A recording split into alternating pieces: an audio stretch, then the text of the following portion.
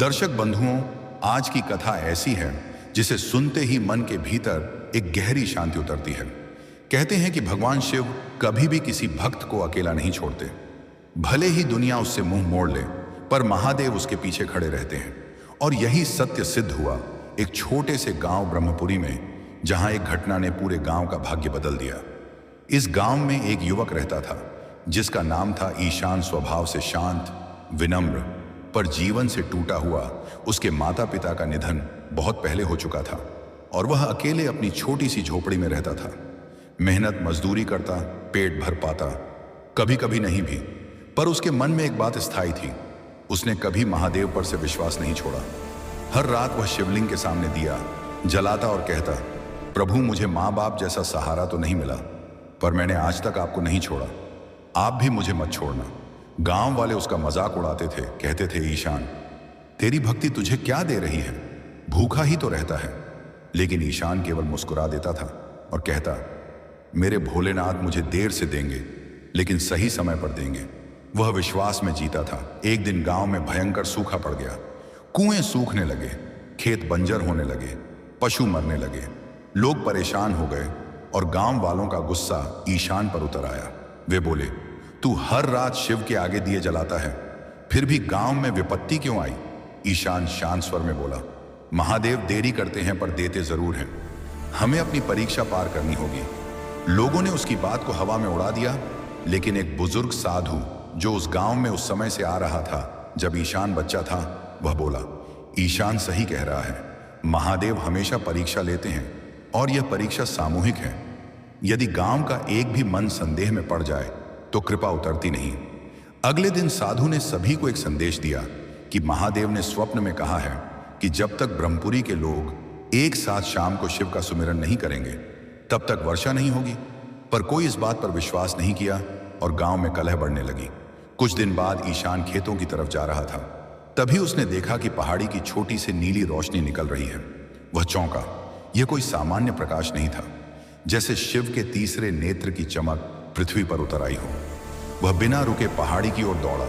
वहां एक विशालतम पत्थर था जो टूटकर दो भागों में बिखर चुका था, और पत्थर के बीच में एक छोटी सी कंदरा बनी थी जिसमें एक प्राकृतिक शिवलिंग स्थापित था। लेकिन आश्चर्य यह था कि वह शिवलिंग स्वयं प्रकाशमान था। उसकी चमक इतनी थी कि आसपास के पेड़ भी नीले प्रकाश में नहाए हुए थे। ईशान की आंखें नम हो गईं।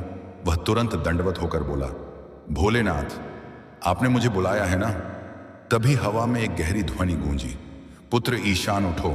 ईशान ने कांपते हुए सिर उठाया। आवाज किसी मनुष्य की नहीं थी, वह सृष्टि की ध्वनि थी। महादेव बोले, इस गांव की विपत्ति का समय पूरा होना है, लेकिन इसकी चाबी तुम हो, क्योंकि तुम्हारा विश्वास सबसे शुद्ध है।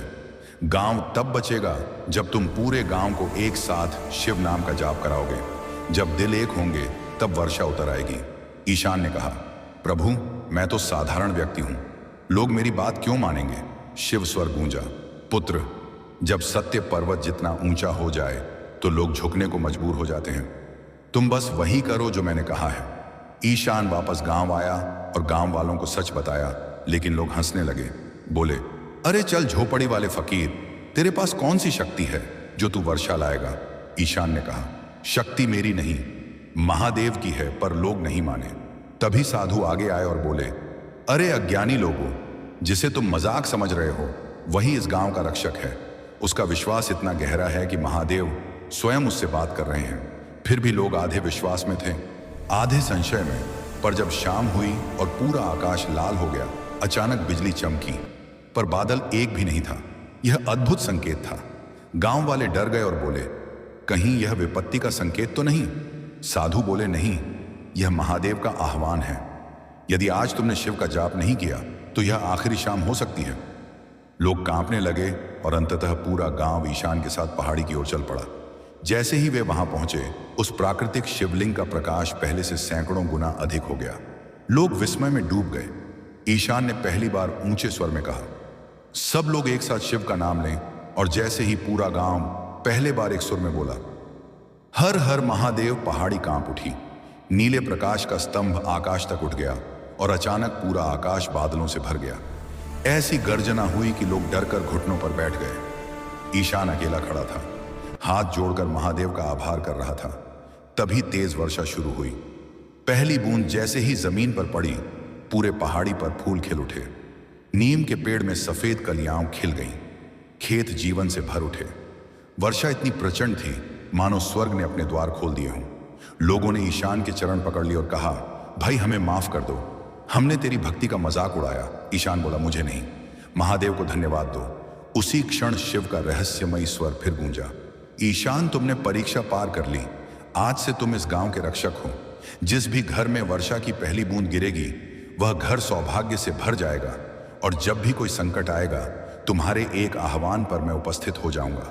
गांव वाले भावुक हो गए और उसी पहाड़ी पर एक भव्य मंदिर बनवाया जिसका नाम रखा गया नीलकंठ महादेव धाम।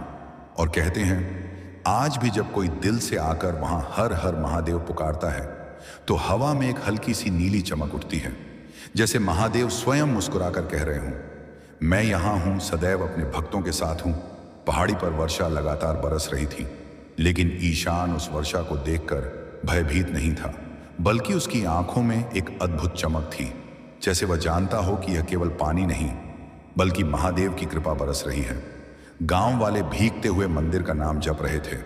हर हर महादेव की गूंज इतनी सशक्त हो चुकी थी कि वह पूरे जंगल में प्रतिध्वनित हो रही थी, और उस प्रतिध्वनि के भीतर एक ऐसी शक्ति थी जो किसी भी दुष्ट ऊर्जा को भस्म कर सकती थी।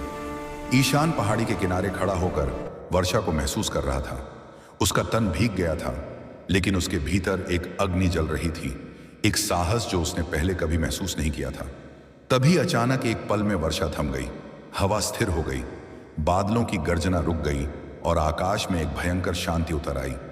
गांव वाले हक्के बक्के रह गए, जैसे समय ही थम गया हो। ईशान अचानक चौकन्ना हो गया। उसने महसूस किया कि यह शांति साधारण नहीं, यह परीक्षा की शांति है। वह स्वर जो तूफान से पहले उठता है। और उस क्षण पहाड़ी की चोटी पर एक काला धुआं उठने लगा। वह धुआं बिल्कुल वैसा नहीं था जैसा किसी अग्नि से निकलता है। वह धुआं जीवित था, सांस ले रहा था। वह धुआं किसी अदृश्य पशु की भांति हिलता डुलता आकार बदल रहा था। गांव वाले भय से पीछे हटने लगे, लेकिन ईशान एक कदम भी पीछे नहीं हटा। धुएं के भीतर से एक गहरी दहाड़ निकली और वह धुआं धीरे धीरे एक आकृति में बदलने लगा। आकृति विशाल थी, काले बादलों की तरफ फैलती हुई एक दुष्ट छाया जिसकी आंखें रक्त के समान लाल थीं। उसके चारों ओर हवा कांपने लगी, धरती हिलने लगी, जैसे वह प्राकृतिक नियमों को चुनौती दे रही हो। लोग चीख उठे, ईशान ये क्या है? ईशान ने अपने दांत भींच लिए।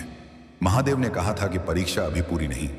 यह वही शक्ति थी जो वर्षों से पहाड़ के नीचे छिपी थी। वह शक्ति जो कभी गांव को नष्ट करना चाहती थी, लेकिन शिवलिंग के प्रकाश से रोकी हुई थी। जैसे ही गांव एकजुट हुआ और शिव का नाम गूंजा, वह छाया तिलमिला उठी, क्योंकि शिव तेज उसके अस्तित्व को जलाने लगा था। वह तेज उसके लिए असहनीय था और अब वह अपने आप को बचाने के लिए प्रकट हुई थी। वह दैत्य छाया ईशान की ओर बढ़ी। हवा में फुफकार भरी आवाज गूंजी, कौन है जिसने मेरा अंधकार तोड़ा है? किसने इस गांव को वर्षा दी है? कौन है जिसने मेरे वर्षों के श्राप को भंग किया है? लोग कांप गए, कुछ बच्चे रोने लगे और स्त्रियां भगवान शिव का नाम जपने लगीं। लेकिन ईशान स्थिर खड़ा था। उसका कंठ सूख रहा था, लेकिन उसके पैरों में कभी न देखी दृढ़ता थी। उसने छाया की आंखों में आंखें डालकर कहा, मैंने नहीं, महादेव ने किया है। और जहां शिव की कृपा उतरती है वहां तेरा अंधकार क्षण भर भी नहीं टिक सकता। छाया दहाड़ी, महादेव, मैं वर्षों से इस भूमि पर प्रभुत्व चाहता हूं। यहां के लोग मुझे भूल गए थे, अब तुम भी भस्म हो जाओगे। ईशान ने शांत स्वर में कहा, मेरी शक्ति नहीं, मेरे प्रभु की शक्ति उत्तर देगी।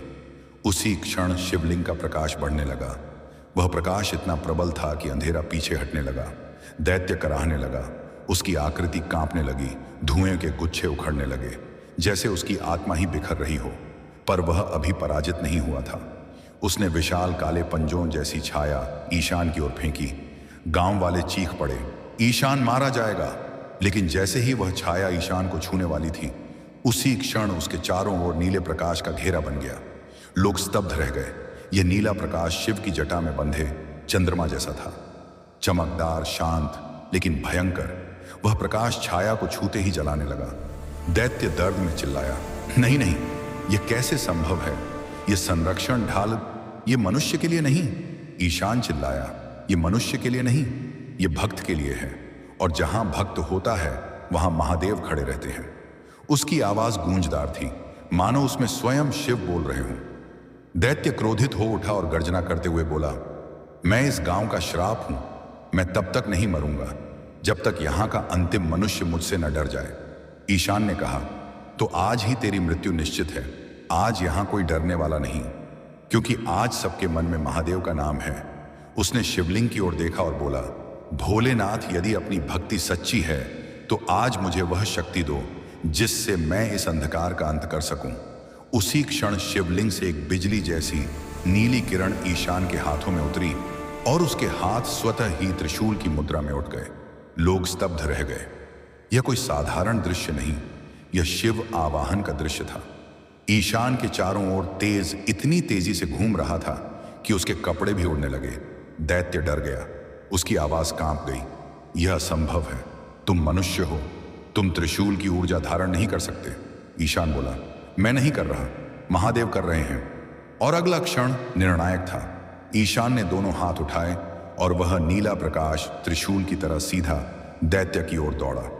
दैत्य भागना चाहता था, लेकिन प्रकाश ने उसे पकड़ लिया।